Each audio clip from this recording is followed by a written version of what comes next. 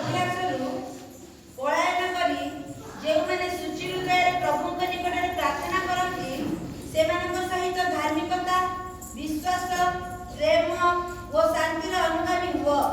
ପ୍ରଭୁ ପଠିତ ବାକ୍ୟରେ ଆମ ସମସ୍ତଙ୍କୁ ଆଶୀର୍ବାଦ କରନ୍ତୁ। ଆମେନ୍। ପ୍ରିୟ ଈଶ୍ୱରଙ୍କ ଲୋକମାନେ, ପ୍ରତ୍ୟେକଙ୍କ ଜୀବନରେ କିଛି ନା କିଛି ଅଭିଳାଷ ରହିଛି। କେବଳ ଯୌବନରେ ବୟସରେ ଥିବା ଯୁବାମାନଙ୍କ ଜୀବନରେ ଯେ ଅଭିଳାଷ ଅଛି ତାହା ନୁହଁ। ପ୍ରତ୍ୟେକଙ୍କ ଜୀବନରେ କିଛି ନା କିଛି ଅଭିଳାଷ ରହିଛି। କୌଣସି ଅଭିଳାଷ ଶାରୀରିକ ଅଟେ, କୌଣସି ଅଭିଳାଷ ଆତ୍ମିକ ଭାବରେ ଶାରୀରିକ ଅଟେ। ଧ୍ୟାନ ଦିଅନ୍ତୁ, କୌଣସି ଅଭିଳାଷ କମ୍ପ୍ଲିଟଲି ଶାରୀରିକ ଅଟେ, କୌଣସି ଅଭିଳାଷ ଆମେ ପ୍ରଭୁଙ୍କ ପାଇଁ ବୋଲି ମନେ କରୁଥିବା କିନ୍ତୁ ଭିତରେ ଶାରୀରିକ ଭାବ ଥିବ। ତେଣୁ ଆତ୍ମିକ ଶାରୀରିକ ଅଭିଳାଷ। ପ୍ରିୟ ଈଶ୍ୱରଙ୍କ ଲୋକମାନେ, ତେଣୁ ଏଇ ଜାଗାରେ ସାଧୁ ପାଉଲ ସେବକ ମାନଙ୍କୁ ପରାମର୍ଶ କରନ୍ତି।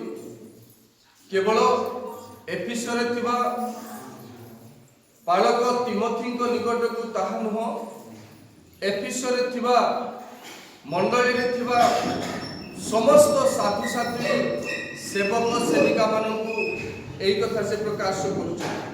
বিশেষ করে সে গুরুত্বারোপ করছেন যুবক মানুষ, যুবা অবস্থায় থাকা লোক মানুষ। প্রিয় প্রভু লোক মানে এই স্থানে সে প্রকাশ করতে যৌবন কালর অভিলাষরু পলায়ন করি, অর্থাৎ গোটে সুযোগ সে সমস্ত সম্মুখে রাখুছেন। কেবল পলায়ন করিব তাহা নুহ, সেইঠু আপনাকু পৃথকীকৃত কলা পরে কোন করিবাকু হব সেই পরামর্শ সে। হালেলুয়া। ଆମେ কোন করিবাকু হব ସେହି পরামর্শ দଉଛନ୍ତି।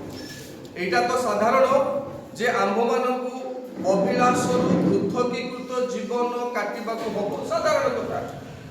কিন্তু পৃথক ହେଲା ପରେ କୋଉ ଭଳି ହେବାକୁ ହବ, କୋଉ ପଦକ୍ଷେପ ନେବାକୁ ହବ, ସେଇଟା ହଉଛି ଗୁରୁତ୍ୱପୂର୍ଣ୍ଣ କଥା ଆମ ଜୀବନ।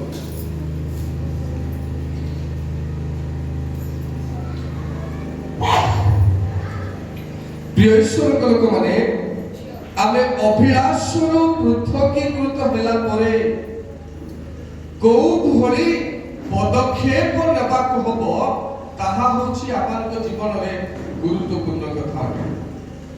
ତେଣୁ ପ୍ରିୟ ବାପା ମା, ଭାଇ ଭଉଣୀ ମାନେ, ପ୍ରିୟ ଈଶ୍ୱରଙ୍କ ଲୋକମାନେ, ଏହି ସ୍ଥାନରେ ସେବକ ମାନଙ୍କୁ ପରାମର୍ଶ ଦିଆଯାଉଛି ଯେ ଯେଉଁମାନେ ସୁଚି ହୃଦୟରେ ପ୍ରଭୁଙ୍କ ନିକଟରେ ପ୍ରାର୍ଥନା କରନ୍ତି, ଧ୍ୟାନ ଦିଅନ୍ତୁ, ଯେଉଁମାନେ ସୁଚି ହୃଦୟରେ ପ୍ରଭୁଙ୍କ ନିକଟରେ ପ୍ରାର୍ଥନା କରନ୍ତି ସେମାନଙ୍କ ସହିତ ଧାର୍ମିକତା, ବିଶ୍ୱାସ, ପ୍ରେମ ଓ ଶାନ୍ତିର ଅନୁଗାମୀ ହୁଅ।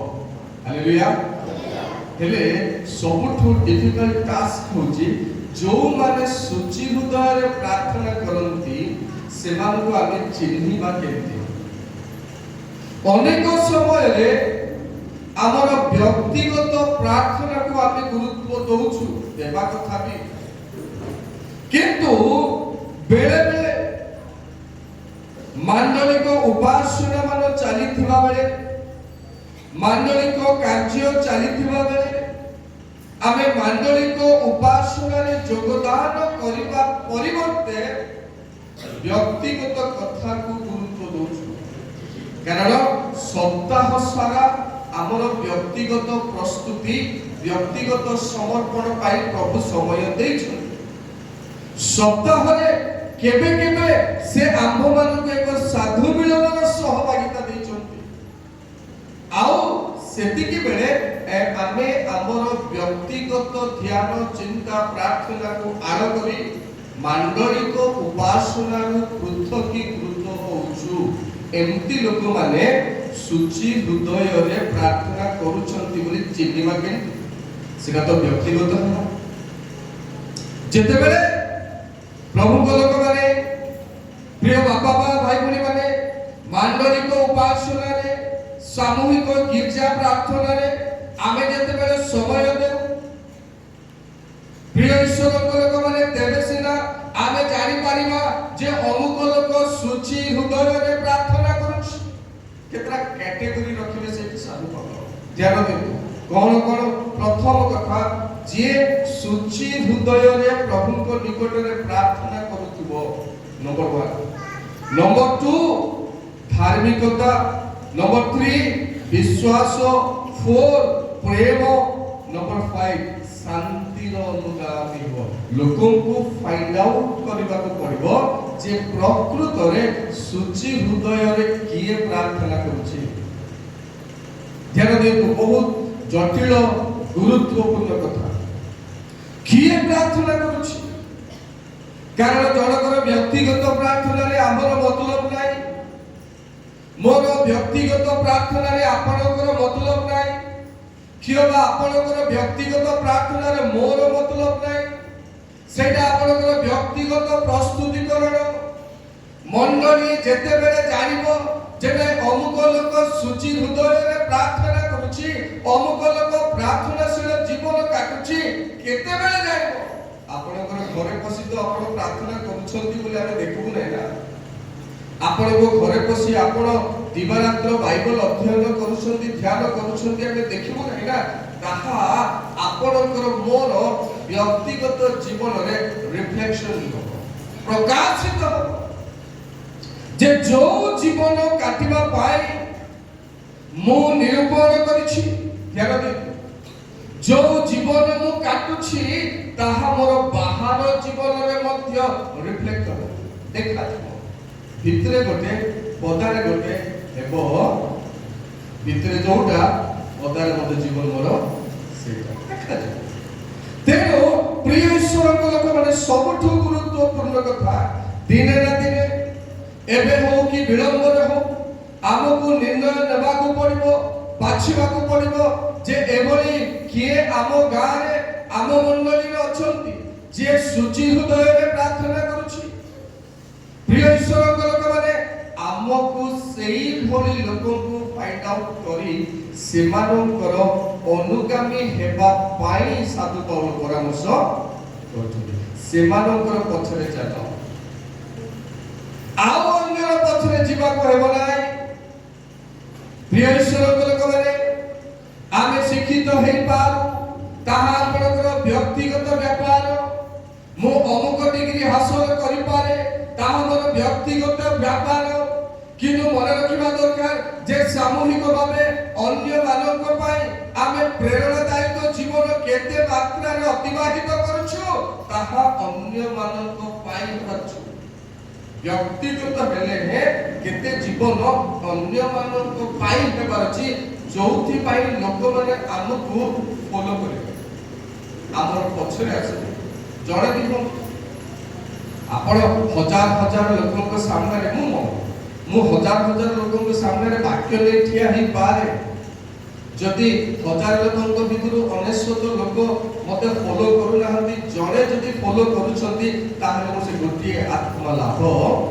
करछि सेटा ही मो पे गुरुत्वपूर्ण तेनो आमर गोल आमर जीवन शैलीर लक्ष्य अन्य मानक पाई ताहा उपकार होछि ना नाही ना आमे निजे निजे डिमांड करूछु जे मोर जीवन एंती अछि जड़े लोक पुणी कहबो नै जे मु एंती से सेंती केबे कहबो ताकू देखि मु सिखिबी मु प्रकाश करिबी सिए एंती केबे जबरदस्ती कहबो अवश्य बेले बेले साधु पाउल मध्य प्रकाश करिसथि मंडली बाबू जबरदस्त छाड़तु सेटा अन्य रूप अक्षर प्रकाश करछ तेनु आमे जणकू आम जीवन रे बाछिबा को पड़िबो जे आमे काहार अनुगामी हेबा प्रिय बाबा मा बाइबल रे प्रकाश करा जाउछि अनेक भितर मौलिक चारटे कथा हम कहिबी आपनक सामने जे आमे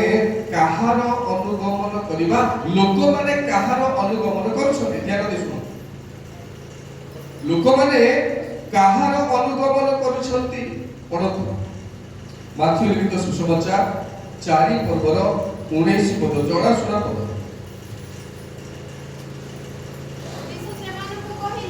जिसु सेमानकु कहिले मोहर अनुगमन कर धन्यवाद से प्रिय ईश्वर को लोक माने जिसु सेमानकु कहिले मोहर अनुगमन कर चारटा मौलिक कथा लोक माने काहार अनुगमन करूछन्ति किए काहाको टाणुछन्ति किए काहार पछरे जीवा पाइ करूछन्ति किंतु जिसु आपणार मनोनीत शिष्य मानकु कहउछन्ति मोहर अनुगमन कर से जाहाकु बाछुछन्ति ताଙ୍କ सेवारे नियुक्त करिबा पाई व्यवहार करिबा पाई ताकु कहउछन्ति मोहर अनुगमन कर द्वितीय कथा जे आओ लोक माने काहार अनुगमन करिवे द्वितीय कथा देखंतु प्रकाशित वाक्य 13 अध्याय 3 पद जल्दी ताहार मस्तक गुडाक मध्यरु गोटिए जेपरि सांघातिक आघात प्राप्त होइथिला आउ ताहार से मृत्युजनक क्षत सुस्त होला पुणी समस्त पृथ्वी सही पशु विषय आश्चर्यान्वित होई ताहार अनुगमन कले प्रिय बापा मां भाई भणी माने एमिति समय आसुची जे लोक माने पशुर मध्य अनुगमन करिवे पशु माने बाघ छेली कुकुर एति जड़े मनुष्य उठिबो जहाकू पशु बोली कुआ होची दर्शन रे पशु बोली प्रकाशित करा होची किंतु जड़े मनुष्य उठिबो जहार अनुगमन और लोक माने करिवे आश्चर्य हे से आघात पाइतिला सुस्थ होबो तापरे जे लोक माने को आपन आड़कू आकर्षित करबो लोक माने जीवे छाने माने तेनु एंति भी होबो तेनु यीशु कहिले मोर अनुगमन कर शयतान न डाकिले मध्य शयतान रो चेला मानक पछरे अनेक लोक आश्चर्य होई तार पछरे जीवार पदक्षेप नेबे प्रिय बापा मां भाई भणी माने बहुत कथा रखी कि म आगु बढ़ुछु जे न डाकिले मध्य तार पछरे जिवे गोटे समय आसुची आसी गलानी क्षत हेतिबो क्षत पाई से अनुताप न करी आहुरी विरुद्ध होबो विरुद्ध होई अनेक कार्य मान देखाइबो पृथ्वी रे तार पछरे लोक माने जिवे विनाश प्राप्त हेबा पाए तृतीय कथा आउ कार पछरे जीवा पाए कहा जाउची प्रथम कोरिन्थिय 11 पर्वर 1 पद भी अध्ययन करू मुझे पर ख्रीष्ट को अनुकारी तुम्हे माने मध्य सेही परि मोहर अनुकारी हुओ प्रिय बापा मां भाई भणी माने एइटा गोटे विशेष बड़ कथा साधु पाउल स्पष्ट भाବରେ प्रकाश करंती मु जेंती ख्रीष्ट को पछरे जाउची तुमे मते देखो आ मोर पछरे आसो कारण एमती लोक माने बाहरिबे सेमान को पछरे टाणी नेबे जो पछरे गले तुमे जीवन पाइबो नै अनंत जीवन हराइबो अनंत कालीन जीवन हराइबो तेनु से पछरे जाओ नै मोर पछरे आसो जे अनंत जीवन प्राप्त हालेलुया बोले सुबह के कलस्य 1 पर्वर 24 पद लिखे विचार करबा जे पाउल मो पछरे आसो बोली कहिबार उद्देश्य कोन मु तुम मान निमंते जेउ सब दुख भोग करूछि सेथिरे एबे मु आनंद करूछि आउ ख्रीष्टकर जेउ क्लेश भोग बाकी अछि ताहा मु ताहाको शरीर रूप मंडली निमंते मोहर शरीर रे पूर्ण करूछि प्रिय ईश्वर लोक माने आउ एपरि केते दुख ख्रीष्ट पाइबार थिला पाइ पाले नै बाकी थिबा दुख क्लेश निंदा ताड़ना साधु पाउल निज शरीर रे अनुभव हालेलुया। प्रभु को दुआ बोले यीशु की बोले यीशु महाराज की प्रिय ईश्वर को माने तेणु पाउल कहउछन्ति ए बड़ बड़ हेबा लोक मानकर पछरे जाओ नाही से मानकर कथा प्रति मनोयोग कर नाही से माने आसीबे मंडली को छिन्न भिन्न करिवे से माने आसीबे निजर स्वार्थ पूर्ण करिवे से माने आसीबे निजर इच्छा पूर्ण करिवे प्रिय बापा मां भाई बहन माने तेनु पाउल कहिबा पाई चाहते जे जो बाकी अछि दुख भोग ताहा मु मोर शरीर रे निंदार सहित क्लेश भोगर सहित पूर्ण करूथिबारु मोर पछरे तुबे आस बेसी लोक जिबे नाही कम लोक जिबे सेई कम लोकन को ही प्रभु मनोनीत करछन चार पछरे बेसी लोक दौड़िबे आज पैसा अछि बोले खाइबे ता पछरे आज बड़ पदवी अछि बोले लोक माने खाइबे ता पछरे किंतु जीवन नाही जीवन नाही ध्वंस अछि तेणु प्रिय प्रभु लोक माने तृतीय कथा जे ख्रीष्टन को अनुगामी होई ख्रीष्टन को निमंते दुख भोग करूची तारणा प्राप्त होची लज्जा अनुभव करूची लज्जा पाउची निंदित होची ताको हमें अनुगमन करबा पाई साधु पाउल कहउछन्ति चतुर्थ कथा आउ कहा पछरे आमे जीवा गीत संहिता 38 अध्याय रो 20 हाँ जो माने हितर परिवर्ते अहित करंती से माने मोहर विपक्ष 38 रे 20 तो हां कारण मो उत्तम विषय अनुगमन करे बोले समझ के लोक माने अछंती हित परिवर्ते अहित करंती उपकार परिवर्ते अपकार करबा पाई लोक माने अछंती ध्यान देउ गठन करबा परिवर्ते भांगी देबा पाई अछंती बुझाबना करबा परिवर्ते कली लगेबा पाई अछंती तेनो एपरी लोक मानकु चिन्हिबा दरकार जदि आमे हमर जीवन को रक्षा करबा पाई चाहू जो अनंतकालीन क्लेश पृथ्वी को मारी आसुची जो क्लेश रे विश्वासी माने आउ उद्धार पाई परिबे नाही से अनंतकालीन क्लेश प्रकाशित हेबा करू मंडली को से ऊर्ध्वगमन कराइबे प्रकृत विश्वासी मन को ऊर्ध्वगमन कराइबे एवं से तांको सहित भोजन सहभागिता करिबे बोले समझे की तेनो प्रिय ईश्वर को लोक माने लेखक लिखुचंती जे जो माने हित परिवर्ते अहित करंती मो सेवन को चिन्हुची जो माने मिलन परिवर्ते गंडगोल अशांति करंती मो सेवन को चिन्हुची जो माने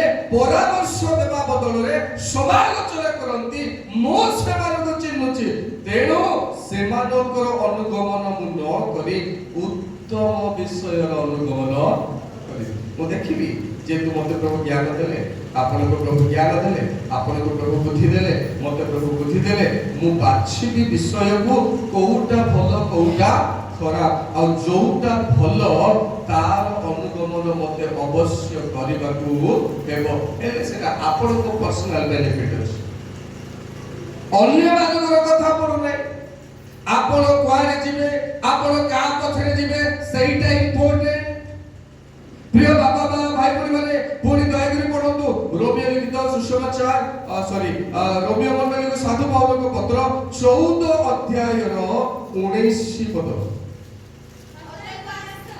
हां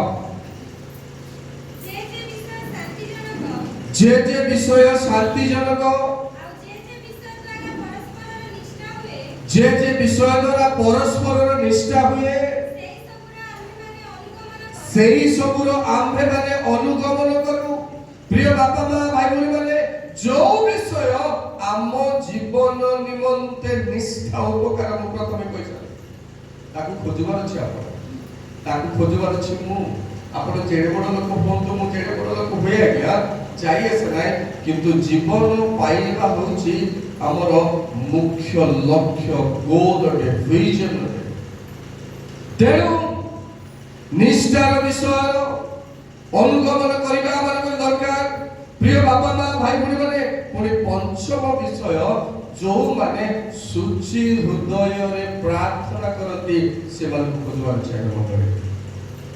ସେମାନଙ୍କୁ ଖୋଜିବାର ଅଛି। ଆପଣ କାହାର ପଛରେ ଯିବେ, କାହାର କଥା ଶୁଣିବେ, କମ୍ପ୍ଲିଟଲି ଡିପେଣ୍ଡ କରୁଛି ଆପଣଙ୍କ ଇଚ୍ଛା, ଆପଣଙ୍କ ନିର୍ଣ୍ଣୟ ଉପରେ। କାରଣ ବିଚାର ବେଳେ ଆପଣ ବିଚାରିତ ହେବେ, ଆଉ କେହି ଆପଣଙ୍କ ପାଇଁ ଠିଆ ହେବେ, ଆପଣ ନିଜେ ଠିଆ। ପ୍ରଭୁ ଆପଣଙ୍କୁ ପଚାରିବେ ଯେ ବାବୁରେ ଝିଅରେ ମୁଁ ତତେ ବାକ୍ୟ ଦେଲି, ମଣ୍ଡଳୀ ସ୍ଥାପନ ହୋଇ ଏତିକି ବର୍ଷ ହେଲା, ତୁମେ ଜୁବୁଲି କଲ, 100 ବର୍ଷ ହେଲା, 60 ବର୍ଷ ହେଲା, 70 ବର୍ଷ ହେଲା। ତୁମ ବାପା ମା, ତୁମ ଅଜା ଠାରୁ ମଣ୍ଡଳୀର ବାକ୍ୟ ସବୁ ପ୍ରଭୁଙ୍କ ଲୋକମାନଙ୍କୁ ପଠାଇ ମୁଁ ଦଉଛି, ତଥାପି ତୁମେ ବାକ୍ୟ ଶୁଣିଲ, ନିର୍ଣ୍ଣୟ ନେବାରେ ବିଫଳ ହେଲ। ତେଣୁ ମୁଁ ପଚାରୁଛି, ତୁମେ ଆଜି କୋଉ ନିର୍ଣ୍ଣୟ ନେଇଛ? ଏଇଠି ଅମୁକ ଅମୁକ ଅମୁକ ତୁମର ପଦକ୍ଷେପ, ତୁମର ଫଲୋ, ତୁମର ଆଉ ଯିବା ଆସିବା, ତୁମର ଜୀବନ ଶୈଳୀ, ତୁମର ସବୁ ଯାକ ବିଷୟ ଏଇଠି ପ୍ରଭୁ ଆମ ସାମ୍ନାରେ ରଖିବେ। ବାପା ଠିଆ ହବ ନାହିଁ, ମା ଠିଆ। 2 ଜଣ ଠିଆ ହେଇଛନ୍ତି ଜୀବନ। ପୁରାତନ ନିୟମରେ ମୂଷା ଠିଆ ହେଇଥିଲେ ଲୋକମାନଙ୍କ ପାଇଁ, ମଣ୍ଡଳୀ ପାଇଁ, ଏବଂ ନୂତନ ନିୟମରେ ଏବ ପାଇଁ ପ୍ରଭୁ ଯୀଶୁ ଖ୍ରୀଷ୍ଟ ଠିଆ ହେଇ ପିତାଙ୍କୁ ନିବେଦନ। ଆଉ ଟିକେ ଛାଡ଼ି ଦିଅ ମୋର ପିଲାକୁ, ଆଉ ଟିକେ ଛାଡ଼ି ଦିଅ ମୋର ଦାସକୁ, ଆଉ ଟିକେ ଛାଡ଼ି ଦିଅ ମୋର ଦାସୀକୁ। ତାଙ୍କର ଔରସରେ ଜଣେ ଜନ୍ମ ହବ, ସେ ମୋର ପିଲା ହବ, ତେଣୁ ଟିକେ ଛାଡ଼ି ଦିଅ, ସେ ସମୟ ପାଏ। ଶୈତାନ ଆସି କମ୍ପ୍ଲେନ ଦଉଛି ସତ କଥା, କିନ୍ତୁ ପିତା ମୁଁ ମୋର ପରିବାର ପାଇଁ, ପିତା ମୁଁ ମୋର ମଣ୍ଡଳୀ ପାଇଁ, ପିତା ମୁଁ ମୋର ପୁଅ ପାଇଁ, ମୋର ଝିଅ ପାଇଁ ମୁଁ ନିବେଦନ କରୁଛି, ତାଙ୍କୁ ଟିକେ ଆଉ ସମୟ ଦିଅ। ପୁରାତନ ନିୟମରେ ମୂଷା, ନୂତନ ନିୟମରେ ଯୀଶୁ ଖ୍ରୀଷ୍ଟ ଏବେ ବି ଆମ ପାଇଁ ନିବେଦନ କରୁଛନ୍ତି ପ୍ରଭୁଙ୍କଠାରେ। ତେଣୁ ଆମେ ଆଜି ଅପରାଧରେ ବୁଡ଼ିଥିଲେ ମଧ୍ୟ ବଞ୍ଚିଛୁ। ହାଲେଲୁୟା। ଅନୁଗ୍ରହ ପାଇଁ, ଅନୁଗ୍ରହର ତତ୍ତ୍ୱ ଛାଡ଼। ତେଣୁ ପଞ୍ଚମ କଥା ଯେ ଯୋଉମାନେ ଶୁଚି ହୃଦୟରେ ପ୍ରଭୁଙ୍କ ନିକଟରେ ପ୍ରାର୍ଥନା କରନ୍ତି, ପ୍ରିୟ ଈଶ୍ୱରଙ୍କ ଲୋକମାନେ, ଏଇ ଗୋଟିଏ ବିଷୟ, ଗୋଟିଏ ମଣ୍ଡଳୀରେ ଆଇଡେଣ୍ଟିଫାଇ କରିବା ବହୁତ କଷ୍ଟକର ବ୍ୟାପାର। ଆମେ ଯେତେବେଳେ ଲୋକଙ୍କୁ ଖୋଜିବା, ଶୁଚି ହୃଦୟରେ କିଏ ପ୍ରାର୍ଥନା କରୁଛି, 500 ବିଶ୍ୱାସ ଭିତରୁ 2 ଜଣ 3 ଜଣକୁ ପାଇବା। ତାର ଅର୍ଥ ସେ 2 ଜଣ 3 ଜଣ ହିଁ ମଣ୍ଡଳୀ କି ନା ଅନ୍ୟମାନେ ମଧ୍ୟ। ଗୁରୁତ୍ୱର ସହିତ ନିଅନ୍ତୁ, ଗୁରୁତ୍ୱର ସହିତ ଚିନ୍ତା କରନ୍ତୁ ଦୟା। ତେଣୁ ଆମେ କାହାର ଅନୁଗମନ କରୁଛୁ, ଆମେ କାହାର କଥା ଶୁଣୁଛୁ ଆଉ ପାଳନ କରୁଛୁ।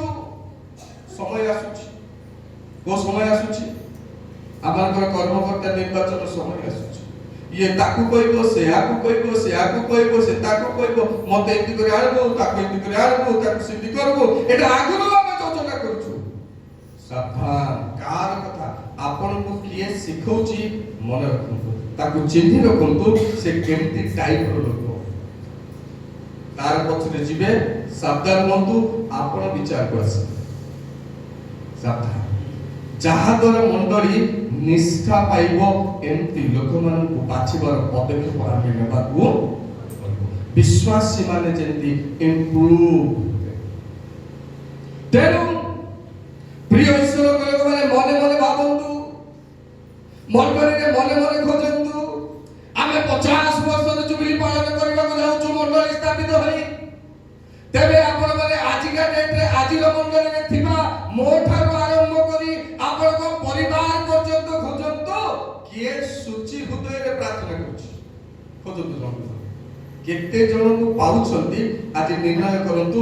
ସେମାନଙ୍କର କଥାରେ ଆପଣ ଚାଲନ୍ତୁ, ଅନ୍ୟ କାହାର କଥା ଶୁଣିବା ଦରକାର ନାହିଁ। କାରଣ ଆପଣଙ୍କର କ୍ଷତି ହେବ ସିନା, ଆପଣଙ୍କର ଉନ୍ନତ ହେବାର ସମ୍ଭାବନା କମ ଅଛି।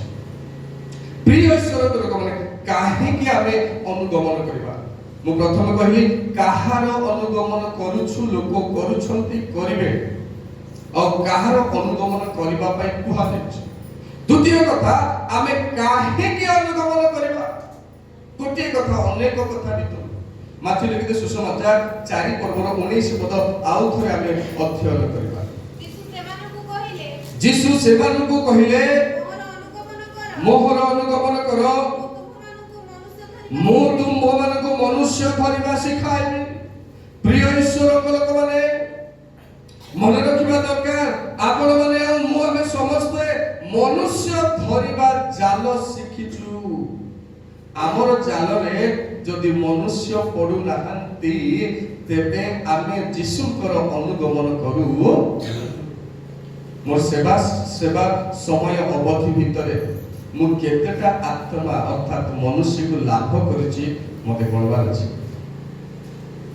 ମୁଁ ଯଦି 50 ବର୍ଷ ହେଲା ସେବା କରୁଛି, ମୁଁ ଯଦି ଜାଣି ପାରୁ ନାହିଁ ଯେ କେତେଟା ଆତ୍ମା ମୋର ପ୍ରଚାର ଜୀବନ ଭିତରେ ମୁଁ ଲାଭ କରିଛି, ମୋର ଶିଷ୍ୟ କିଏ, ମତେ କିଏ ଫଲୋ କରୁଛନ୍ତି, ଯଦି ଫଲୋ କରିବାଟା ମୁଁ ଜାଣି ନାହିଁ ତେବେ ମୁଁ ଏକାଉଣ୍ଟେବିଲିଟିର ମେଣ୍ଟାଲିଟିରେ ନାହିଁ, ମୁଁ ସାଧାରଣ ସେବକ ହେଇଛି।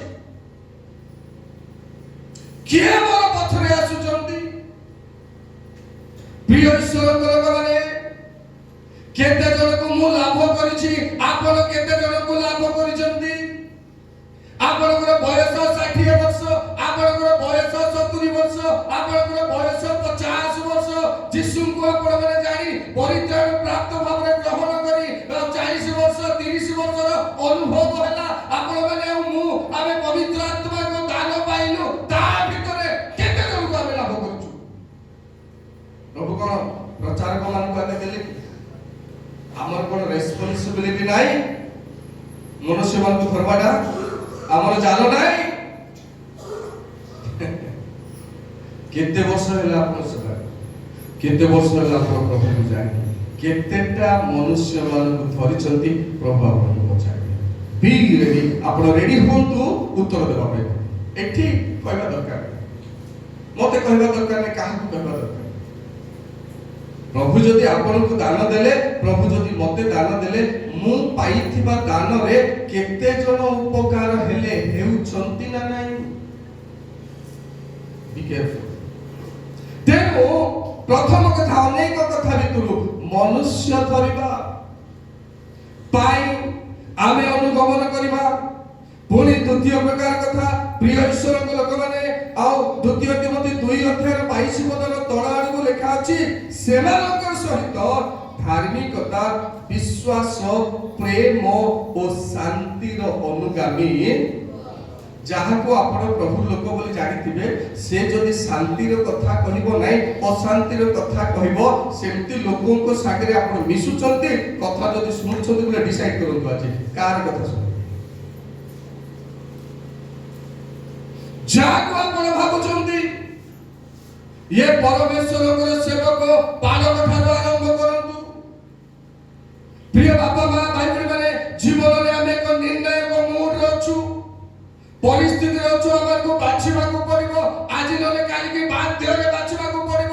ଏବେ ମଧ୍ୟ ବାଛୁଛୁ, ନାଇଁ ଆର କଥା ଶୁଣିବି ନାହିଁ, ଆର କଥା ନାହିଁ, ତାର କଥା ଭୁଲ। କେତେବେଳେ ଆମେ ଡିସିସନ ନଉଛୁ? ଯେତେବେଳେ ଆମେ ବାଛୁଛୁ ସେତେବେଳେ ଡିସିସନ ନଉଛୁ। ବାଛନ୍ତୁ କାହାର ପଛରେ ଯିବ। ଆପଣ ଯାହାର କଥା ଶୁଣୁଛନ୍ତି ସେ ଶାନ୍ତିର କଥା କହୁଛି ନା ଅଶାନ୍ତିର କଥା? ସେ ବିଶ୍ୱାସର କଥା କହୁଛି ନା ଦଳଭେଦର କଥା କହୁଛି? ସେ ଆପଣଙ୍କୁ ପ୍ରେମର କଥା କହୁଛି ନା ମତଭେଦର କଥା କହୁଛି? ଆପଣ ଡିସାଇଡ୍ କରିବେ। ତେଣୁ କାହାର କଥା ଶୁଣିବେ ମଣ୍ଡଳୀରେ? ଯେ ଆମେ ବିଶ୍ୱାସୀ ଭାବରେ ବଢିବା, ପ୍ରେମ ଆଚରଣରେ ବଢିବା, ଶାନ୍ତିର ଅନୁଗାମୀରେ ବଢିବା। ପ୍ରିୟ ବାପା ମା ଭାଇ ଭଉଣୀ ମାନେ, ଯୋଉ ପର୍ଯ୍ୟନ୍ତ ଶୁଚି ହୃଦୟରେ ପ୍ରାର୍ଥନାକାରୀକୁ ଆମେ ଚିହ୍ନି ପାରିବା ନାହିଁ, ଆମେ ପ୍ରେମରେ ବର୍ଦ୍ଧିଷ୍ଣୁ ହେବାର କଷ୍ଟକର ବ୍ୟାପାର। ପ୍ରିୟ ଭାଇ ଭଉଣୀ ମାନେ, ବହୁତ କଷ୍ଟ। Christian life is very difficult life.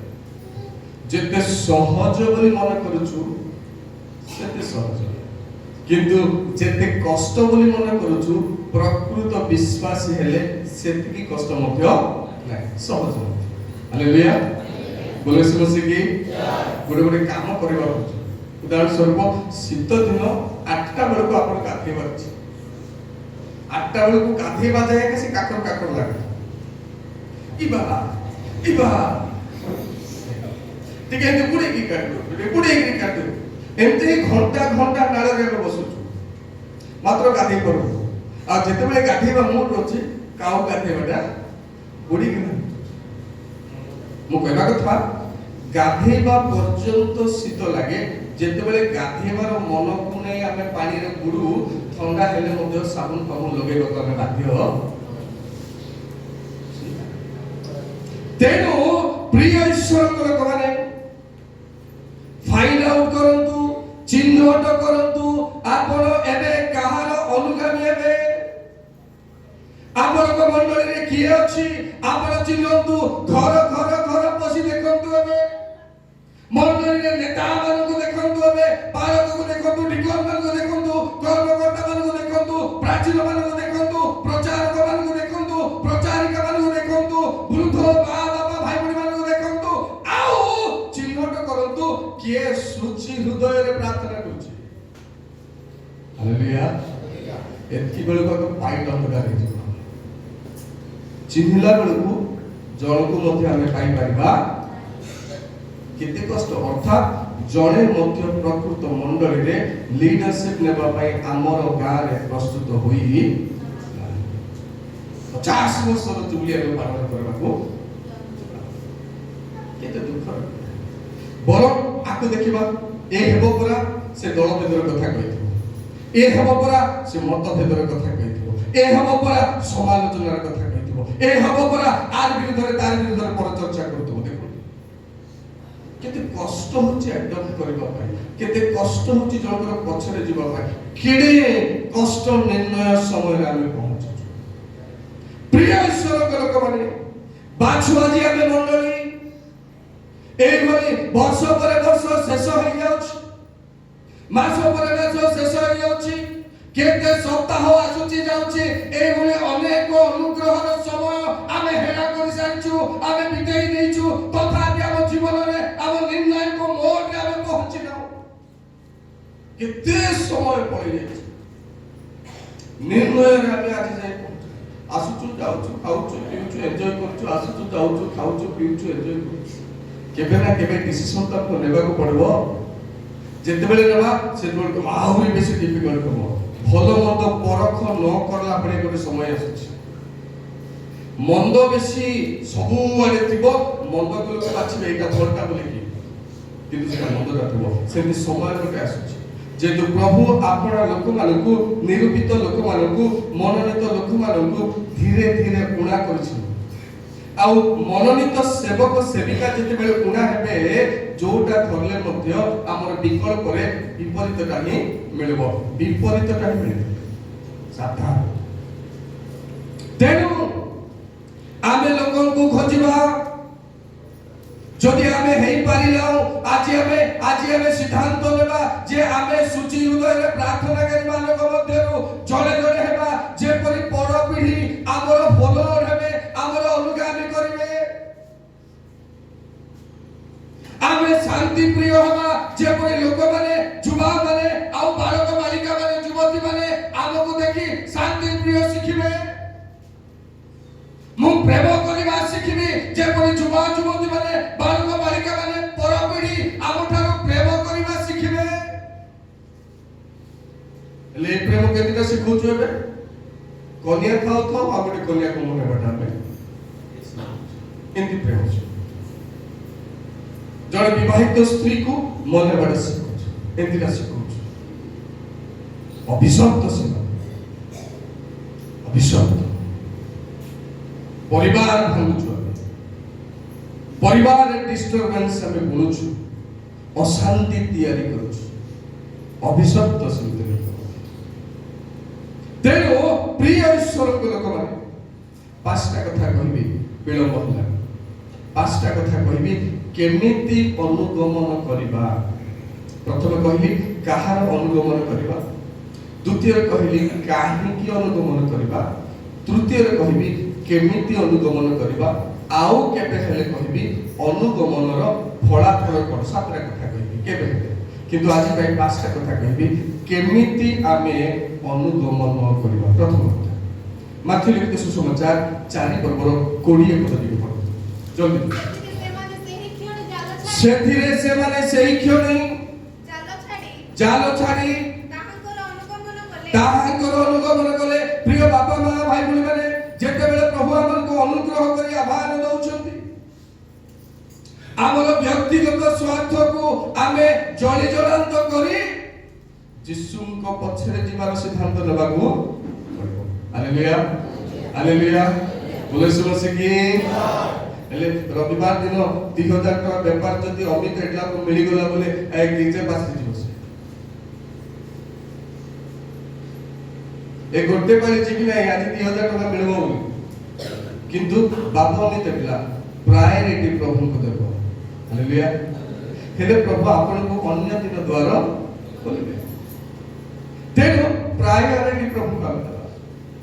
ଯାହା ଆମେ କରୁଛୁ, ଆମେ ପ୍ରଭୁଙ୍କ ଡକରା ପାଇଲେ, ପ୍ରଭୁଙ୍କ ଅନୁଗମନର ଯେତେବେଳେ ଆମେ ପାଉଛୁ ସୁଯୋଗ, ପ୍ରିୟ ବାପା ମା ଭାଇ ଭଉଣୀ ମାନେ, ଆମର କମ୍ଫର୍ଟ ଜୋନକୁ ପରିତ୍ୟାଗ କରି, ଆମର ସମସ୍ତ କାର୍ଯ୍ୟକୁ, ବ୍ୟକ୍ତିଗତ କାର୍ଯ୍ୟକୁ ପରିତ୍ୟାଗ କରି ପ୍ରାୟୋରିଟି ପରମେଶ୍ୱରଙ୍କର ଆହ୍ୱାନକୁ ଦେବାର ଅଛି। ଯୋଉଥିପାଇଁ ଆପଣଙ୍କୁ ପ୍ରଭୁ ଡାକିଲେ, ଯୋଉଥିପାଇଁ ମତେ ପ୍ରଭୁ ଡାକିଲେ, ଯୋଉଥିପାଇଁ ପ୍ରଭୁ ଆପଣଙ୍କୁ କଥା କହିଛନ୍ତି, ତାକୁ ଆମେ ପ୍ରାଥମିକତା ଦେବାର ଅଛି। ସେମାନଙ୍କର ବିଜନେସ ଥିଲା, ବିଜନେସକୁ ଛାଡ଼ିକି ସେମାନେ ପ୍ରଭୁଙ୍କର ପଛରେ। ତେଣୁ ବେଳେ ବେଳେ ଯାଉ ଶିଷ୍ୟମାନେ ପଚାରିଲେ, ପ୍ରଭୁ ସବୁ ଆମେ ଛାଡ଼ିଲେ ଯେ ଆମକୁ କିଛିଟା ମିଳିବ? କିନ୍ତୁ ପ୍ରଭୁ ଗୋଟେ ଚମତ୍କାର ଉତ୍ତର ଦେଲେ, ମୁଁ କହିବି ନାହିଁ, ଚମତ୍କାର ଦେଲେ। ପ୍ରଥମ ଆମର କମ୍ଫର୍ଟ ଜୋନକୁ ପରିତ୍ୟାଗ, ଆମର ବ୍ୟକ୍ତିଗତ କାମ ପ୍ରାୟୋରିଟି ନଥାଏ, ପ୍ରଭୁଙ୍କର ପଛରେ ଯିବାର ପ୍ରାୟୋରିଟି ଅଛି। ଦ୍ୱିତୀୟ କଥା, ମାର୍କ ଲିଖିତ ସୁସମାଚାର 1 ଅଧ୍ୟାୟର 20 ପଦ। ଜଲ୍ଦି ହଁ, ପୁଣି ସେମାନେ ସେମାନଙ୍କର ପିତା ହଁ ପିତାଙ୍କୁ ଆଉ ମୂଲିଆକୁ ଛାଡ଼ିକି ଖ୍ରୀଷ୍ଟଙ୍କ ପଛରେ ଯିବାର ଆରମ୍ଭ। ହାଲେଲୁୟା। ଏ ତାତ୍ପର୍ଯ୍ୟ ପ୍ରଭୁ ଆପଣମାନଙ୍କୁ ବୁଝିବାକୁ ଦିଏ।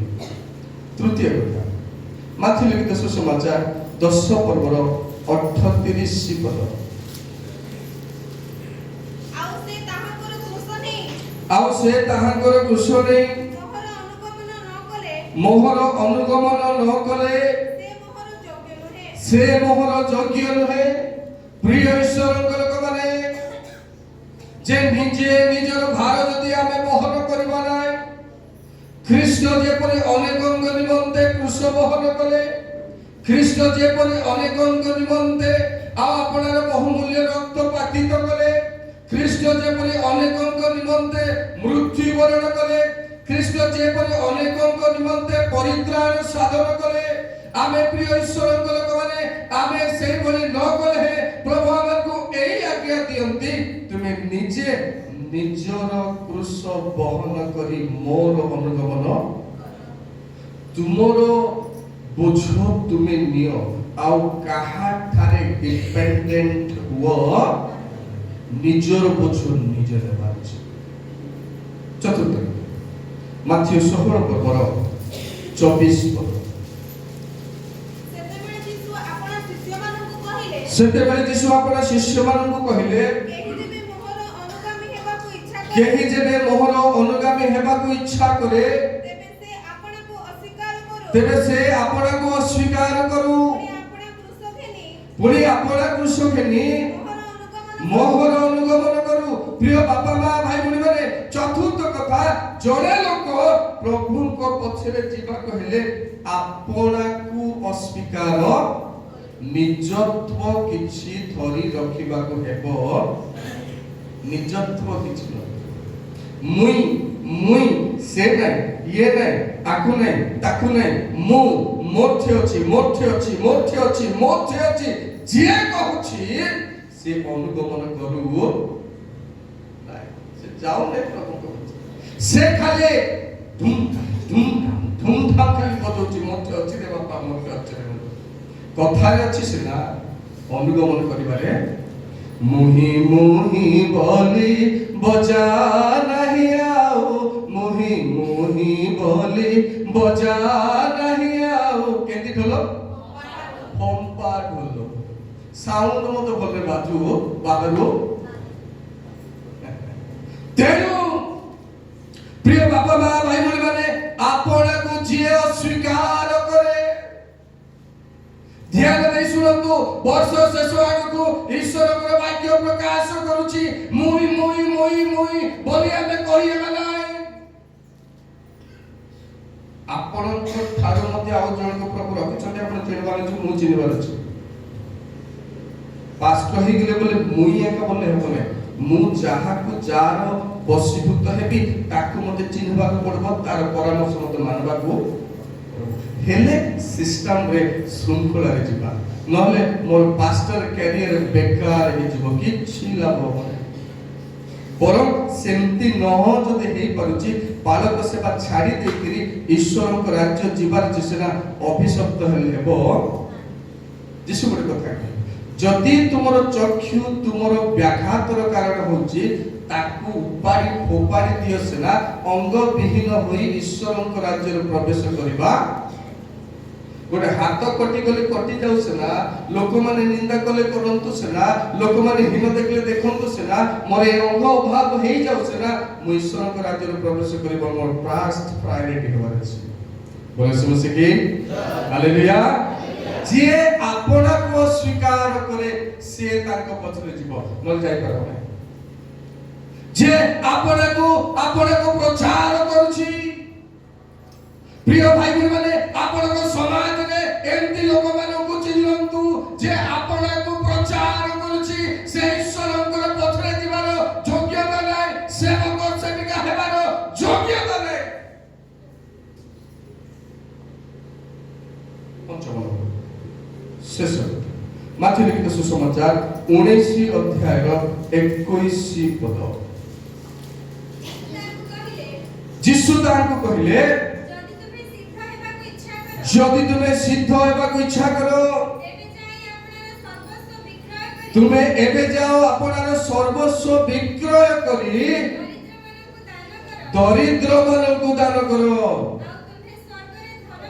आ स्वर्ग रे तुम्हें धन पाइबो पुणी आसिला परे मोर अनुगमन करो जो धन अछि तुम ठारे तुम्हें बिक्री करि दियो दरिद्र मानकु दियो मोर पछरे एटा बहुत कम लोक अछन एते स्वतंत्र पाइहारे रखिबा कैटेगरी लोक बहुत कम लोक अछन पृथ्वी रे जे आपनार सर्वस्व दान करिवो प्रभु पछरे से अनुगमन करिवो किंतु आजिका डेट रे आजिका जुग रे एटा संभव नाही प्रिय बाबा भाई भौणी माने मने रखंतु तेणु यीशु से धनी जुवा को कहले तुमे जाओ तुमे आज्ञा पालन करूछ सत तुमे धार्मिक होइछ सत मने मने भाबुछ सत ठीक अछि किंतु तमर गोटिए विषय गुडा अछि तुमे जीव तुमर धन दान करिवो आसिला परे मोर पछरे आइबछि एले यीशु सेति बेल को धनी नै के तार पछरे जिवे यीशु सेति बेल को मानि नै के ता पछरे जिवे